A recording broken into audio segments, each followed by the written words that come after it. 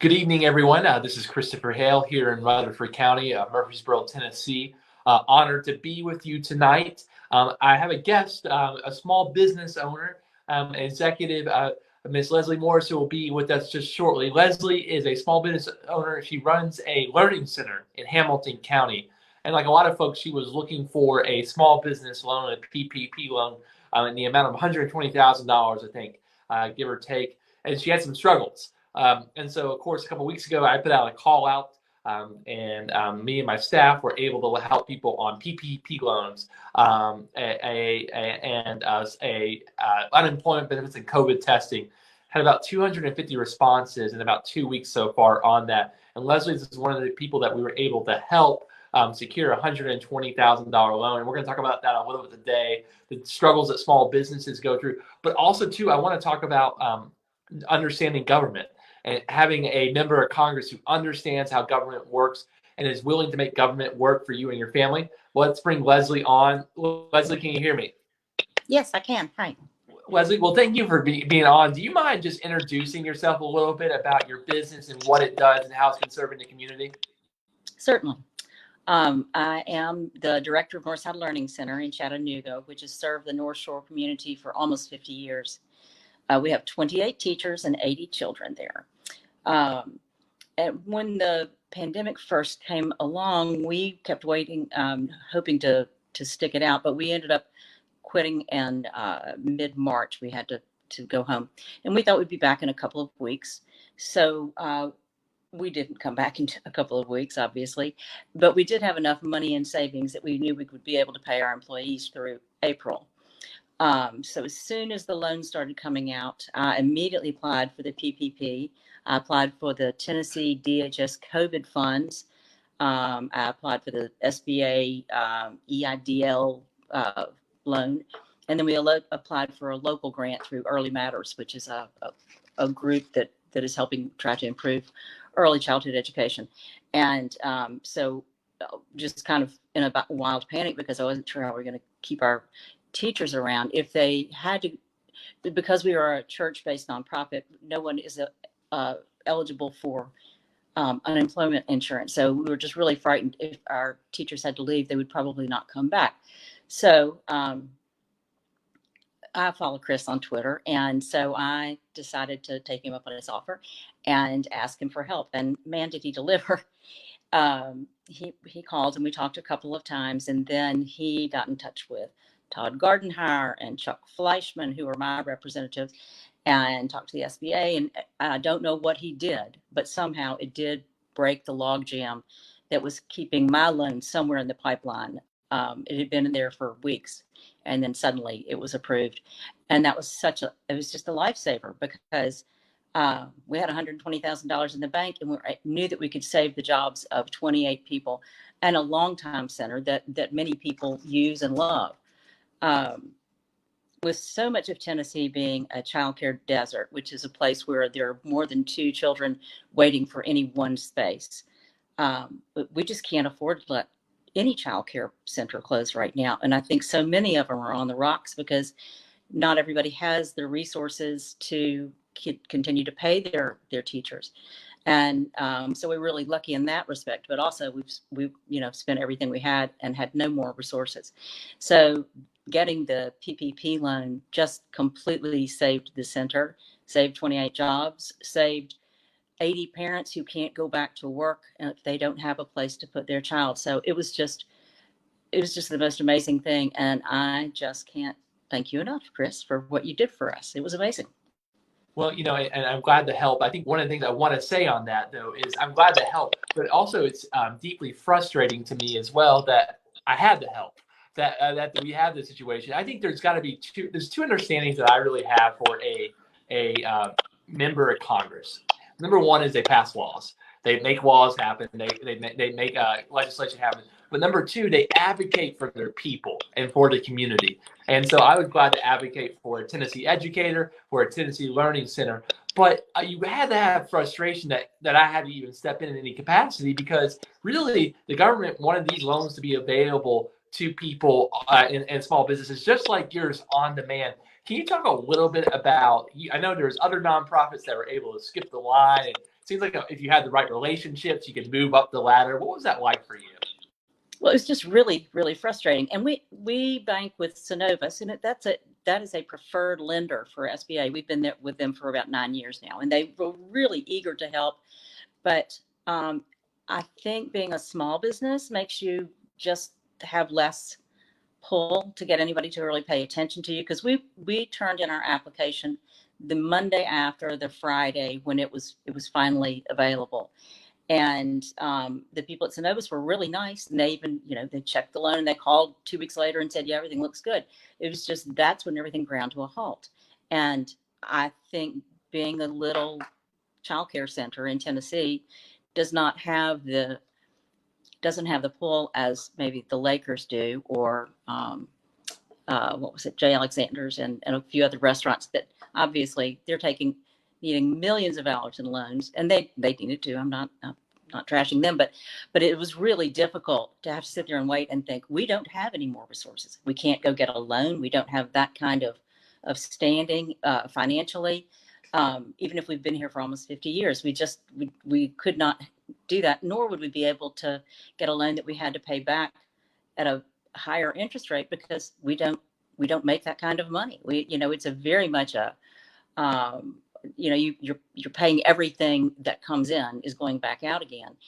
And so I was very frustrated. I was calling Synovus and saying, where is it? And they'd say, it's in the pipeline. It's in the pipeline, but it's not to the SBA yet. Until it gets there, there's nothing really that, you've done what you can do, and that's all you can do. And I was just pulling my hair out, because I kept thinking any day now it's going to come through, and it just dragged on and on and on. And then, when Chris stepped in, it stopped dragging on, and suddenly we had our money. It was just felt like a miracle, because we were just at our in our last legs basically, and everything else that we were applying for. I mean, I really couldn't get much help with anything, and I just was really, really very frustrated. And I'm just incredibly grateful that this worked out. We would have closed down, and we would never have opened again. The problem is, actually, being a childcare teacher is really a pretty hard job that's very low paying. You have to want to do it, and you have to love it. And if you stop getting a paycheck, you're going to have to go someplace and get another job, and you're probably going to decide it's easier, bagging groceries at Aldi than it is dealing with children all day, because it's very stressful, and it's a lot of you have to be on the job constantly. It's not a sitting job. And so we knew that we'd lose wonderful staff members and great teachers if we didn't hang on to them. So that's the problem, not having anybody to call to advocate for me. And that is, it would be nice if we had people that we could call on that were in our industry. Sure. And I think that one of the things that we have failed to understand, and I'm partisan, so let me speak in partisan terms. I think the reality of it is that the Republican Party and my Congressman Desjardins, fundamentally doesn't believe in government. Doesn't believe in government as an institution that ought to exist. And so his entire decade-long history is making government not work. And what's remarkable about that is, in good times, people don't notice. People don't notice the government doesn't work. But when we are in deep emergencies, we start realizing when government does not work. And there's Leslie Morris in Hamilton County, but there's also folks in McMinnville who are looking for PPE from the government, nurses in PPP. There's folks here in Rutherford County who had difficulties with a nursing home, and they want government regulations to work. And there's workers that I met in Spring Hill who've been waiting 6 weeks to get an unemployment check. And when you don't make government work, you can't expect it to all of a sudden overnight work. You have to believe in government. If you don't believe in government, you have no investment in it working. I think one of the things I really want to see when I win this election is I want my staff to be here on the ground in Tennessee, understanding the needs of the community. Leslie Morris shouldn't have to go through her Twitter DMs to get help.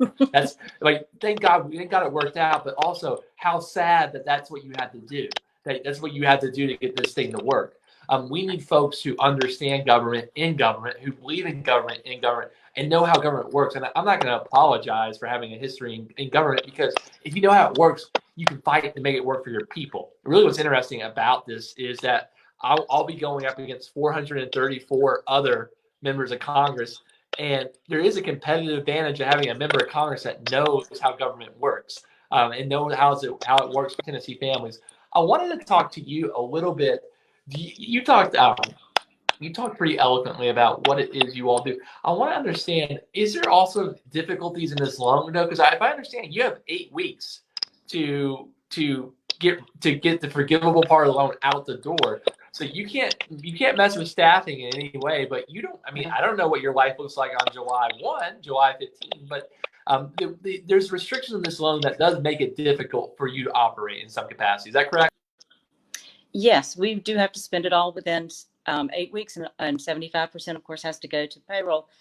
And that's what we plan to do. But I'm vaguely terrified about what the rules are going to be when they come out, because everybody's now sort of they're changing the repayment rules a little bit, or the forgiveness rules, and it's making me quite uneasy. But we can certainly spend it on our people and rent and stuff like that. It's just I don't know what happens after that, and I don't know. I do wish that there was a little bit more guidance, maybe from the government, on how it's going to play out. I mean, we're planning to try to reopen in a week and a half, and we still don't have CDC instructions, because that's something that they decided not to share. So it's there are a lot of concerns that I have about spending the money properly and making sure we document everything, and so that it is a forgivable loan. I'm hoping that some of the other monies that we have applied for weeks and weeks will finally come through. Our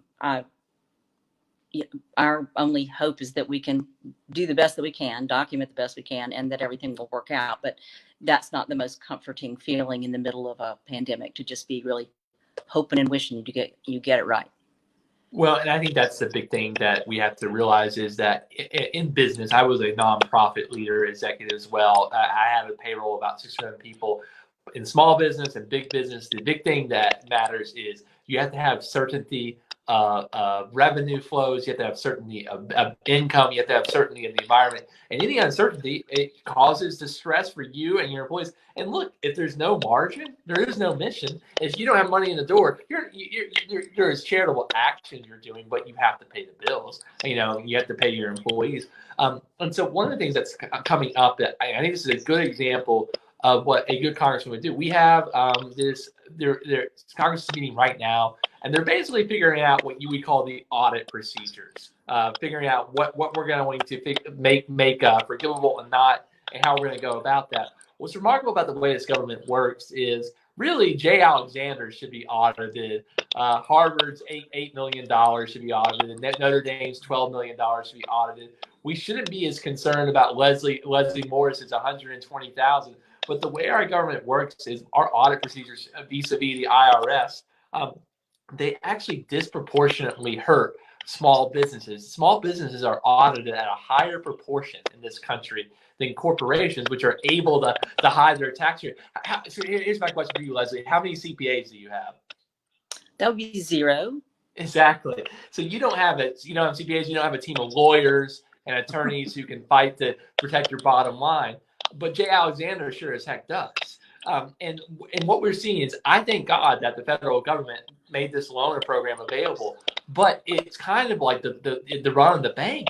I mean, you got there on day one, and it took you a month and Twitter DMs to get your cash. And so there's no clear process or procedure. And I think that what we need is a government that, I mean, we talk about conservatives like to talk about governments playing winners and losers, favorites. Well, what's remarkable is they did as well here. The reality of it is this program wasn't perfect, and the Leslie Morrises and the Northside Learning Centers still got screwed over in some capacity. And I think that, if I get elected, one of the things I really want to see on this program, which will go forth in years and years. The thing that's I think concerning is the audit procedures of this will not be executed for a long time. So you don't know, Leslie Morris doesn't want a bill for $120,000 in 2021, 2022. And if we have to make sure that when we go back and audit these procedures, that we have deference to the difficult decisions that small business owners make. You're doing your best, on this, and you are a wise steward of government money. And so you are planning. Is it fair to say you're planning for this money to truly be forgivable? There's no way you could ever pay this back. No, really. I mean, if we had to, we would figure out something, but we would have to go up on tuition, which is already so high for all families. It's crazy expensive. And that's another place that I think the government should step in and try to undergird the childcare industry, because goodness gracious, it's one of the lowest paying things in the world. And yet the parents are paying a huge premium just to have their children safely taken care of during the day. But as for paying back the loan, I mean, if we had to do it, we would find a way to, but I don't know what that way would be. I think we would probably have to significantly increase tuition and possibly even just cut some teachers, because one thing we always do is have enough people that every child gets a quality experience every day. So it would harm the quality of our business significantly. And question I have for you on this, and I'd be intrigued to hear, is if you were in government today, if you were your top advocate for your small business, what do you need going forward to survive this, to weather this storm, and to be okay 6 months from now? I think we would probably need another PPP loan, because we're only going to be good through June 30th. And we would need some guidance from the government. So tell us how we can do this. Tell us how we can do it safely and have the children there safely. But more money, frankly. I mean, there are many times that money just is the only thing that solves the problem. And I think this is probably going to be one of those things. Well, and one of the things that I'd be intrigued hearing your idea about, there is this conversation that happens, particularly among, like, I guess you call young progressives in some capacity, but also too from some conservatives as well. If you look at all the money we've given out right now, and through SBA loans, through PPP loans, et cetera, a small portion actually goes directly to the American taxpayer. Do you think there is a possibility in them reimagining this? Like, so one idea that's been thrown out is $2,000 a month to every American for the duration of the crisis, and that actually put less pressure on you to make payroll in some capacity. So, do you think there are innovative ideas out there that we should consider? You've thought about?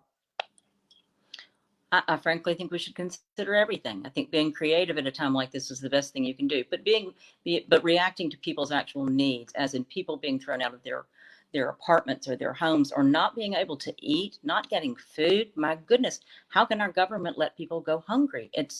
We're always punishing the poor as if they chose that. And but I mean, if we were able to get $2,000 a month for our employees, of course, that would significantly help our costs, because then we would be able to perhaps pay less, and they would still be able to pay their bills and their rent.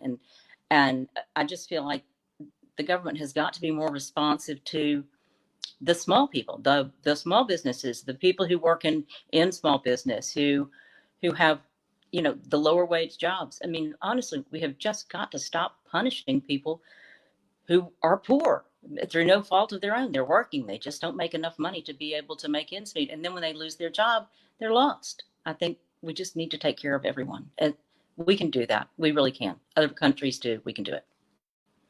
And Kate, I got a question here from Katie, who is from Marion County. Katie asked, so it says that your nonprofit is faith run. How has your faith affected you during this crisis? So it's a bit of a personal question, but do you want to take that on? Sure. I mean, my faith supports me in everything that I do, or I wouldn't be doing it. I love my church, which is where I work. And so I want them to remain healthy. I want us to remain healthy. I feel like if you feel like basically God has your back, then everything's probably going to work out all right. But I don't believe that everything's going to be rosy just because I am, faith-based place. We have to still do what we got to do for ourselves. But I mean, you know, if you feel like he has your back, it really helps a whole lot. Sure does. And the second question and follow up is, what can we do specifically to help Northside Learning Center? Oh, wow. Well, you can always send money. That's cool. We like that. You can lobby your own individual leadership to find ways to, like, as I say, underwrite childcare. We do not have enough decent childcare in Tennessee. We certainly don't have enough in Chattanooga. We don't have enough in so many places. And if you can start children at the very youngest age in a good quality center, you can change the course of their lives. You will get the return you get is more than sevenfold. But it's not only the financial return, it is the return on a child's life. I mean, if you can give them a chance to grow up and be productive and be good citizens, that's what we always like to say. We're trying to turn out good citizens, children who know how to share, how to be empathetic, um, how to not push the person in front of them in line. Basically, it's like God loves you. Don't hit your neighbor. That's kind of the approach that we take. So, but if we could give that to all children, our poverty problems would just go away. We wouldn't have that anymore. We would have everyone being successful in their lives and generations on. So I think encouraging the government to support and underwrite high quality childcare centers is the best thing we can do for this whole country. Jasmine has a question. So Jasmine asked, do you support, well, you kind of answered this, but the government subsidizing individuals' child care, and how would that help your business if the government wrote checks to American families to help for child care? That certainly is a fine way to do it. I mean, we do have some people who already are able to get some childcare help if they are low income or still students or something like that. I think the middle class is the most squeezed right now because, you know, you're just barely making ends meet with whatever you're getting, and because you're paying $2,000 a month in childcare costs for 2 children. I mean, that's crazy. It's just crazy that we expect people to be able to do that and still have a sustainable life. It's just everybody's just been crushed under the debt for childcare, but they need to be able to send them there. Children really do develop so much better when they have um, a lot of time spent with them and a lot of conversation and that sort of thing. Which in a childcare center, that's our only job. We're not trying to do your dishes or your laundry. We're just trying to interact all day in a positive way with the children. So it's a great place for them to get a good start, but it really is almost insupportable with the cost. So yes, pay parents to give them money to be able to pay for childcare. I think that's a wonderful idea. I don't care how you structure it. It's just incredibly important that we address that need. I got another question out here, and this is from Liam. How do you think Tennessee has dealt with the virus compared to other states? And how do you think our country has dealt with the virus compared to other countries? What's your opinion on that? But I'm sorry, buyers? No, so sorry. The first question is Tennessee versus other states. And the second question is Tennessee versus United States versus other countries. Well, I think other countries are pretty much lapping us in this one too. I mean, they put a lot more money into early childhood. They in Germany, for instance, mothers are given the first 3 years paid whatever they were making when they were before they had a child. They're paid that same rate for 3 years to stay home with their child. But they also have schools that they can go to part-time, half-time, whatever. And because they don't want moms to be working during that period, because they feel it's so important for a child to have that stimulation and that experience of being interacting constantly. So most every country seems to do better than us. I mean, we have some really good childcare places. We have learned so many things about brain development and ACEs, and there's so many things that we have learned. We've really, really come to the point where I feel like we know so much about how to do this right, and we can do it right. It is just being able to make parents afford it. And so I think the government has to recognize the value of childcare and why it cannot be completely on the backs of parents, because frankly, childcare workers deserve to make more money. I mean, they're well educated, they're giving their all, and they should not be making less than a McDonald's employee. And I absolutely agree with that. And there's I think that the reality of it is that this is a pro-life issue. Good childcare is a pro-life issue, and you can't argue that you're pro-life and just simply sit back and ignore the needs of childcare. I have one final question. It's kind of in the weeds. I don't know if you can do this or not. So it's a woman named Shannon, who I think must be a tax expert in some capacity. Her question is simply this. Do you think the government should have just given you straight cash, or do you think the loan was the appropriate way of doing this? Because what the one thing I do like about it is they want to make sure you're paying your employees, you're not laying people off.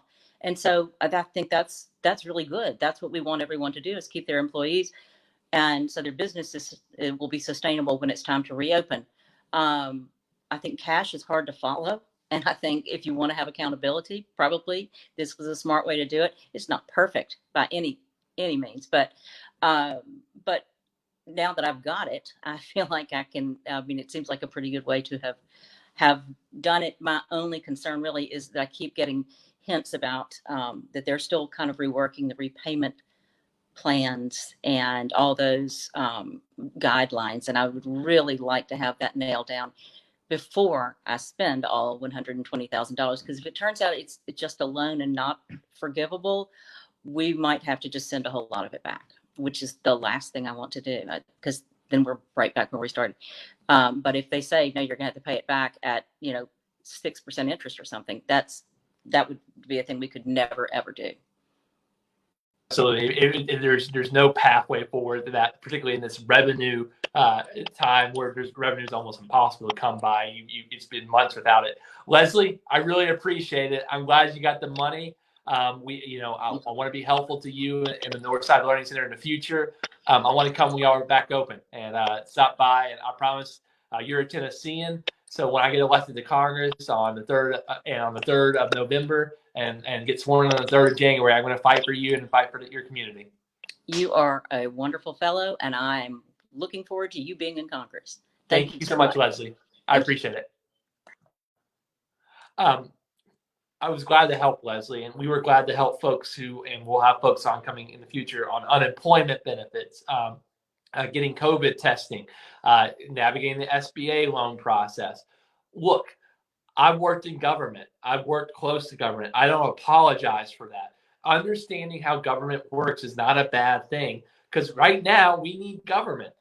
1 in 4 Tennesseans are unemployed right now. And the fact that it's taken 5 to 6 weeks for those folks to get checks from the unemployment office here in the state of Tennessee is unfathomable. This is not the question of theory. It's a question of life and death, of paying the bills, keeping the water and electricity running. And so when government doesn't work, our people suffer. Congressman Desjardins does not believe in government. Call his number tomorrow and see if he answers. See if he'll answer your concerns. See if he'll tell you where your stimulus check is that he doesn't support. See if he'll tell you where free coronavirus testing, which he voted against. See if he'll tell you what you're going to do when you get sick and can't go into the office because he voted against President Trump's plan for paid family leave. If there is a issue where Tennesseans need Congressman Desjardins to fight for them, he won't show up. I need your support because I'm going to fight like hell every day to make life better for you and your family. In about 5.5 months, we're going to win a historic election and bring generational change to Tennessee and America. But I can't do that without your support. Congressman Desjardins is the champion of Goliaths. He spent his life being a champion for Goliaths. I've spent my life fighting for Davids. But David's came to the knife fight. David came to the fight with Goliath with a slingshot. And every time you give to our campaign, you give us the ammo for our slingshot so that we can go do what it takes to win this election. I'm ready to fight for Tennessee's future, but I need a slingshot. Can you come and support our movement today? Can you sign up at ChristopherHale.com? Can you get involved? Can you give $5 a month, which will go to feed our program in all counties across this state? Do you want a yard sign? They're the most popular ones in the history of Tennessee. If so, go to christopherhale.com/Hale. Yes. We need your support. The most important thing you can do, though, right now is call your friends, text your neighbors, tell them that there is someone new in town who wants to fight for our families. You've never met Congressman Desjardins. You don't know him, and he doesn't know you. And he cannot represent who he does not know. He cannot represent who he does not love. But you know me, and I know you. And if we haven't met yet, you know that we will. And look, you know that when I go to Washington and take that oath of office on the 3rd of January of 2021, that I'll fight like hell every day for those we love. Thank you so much. We'll see you again soon.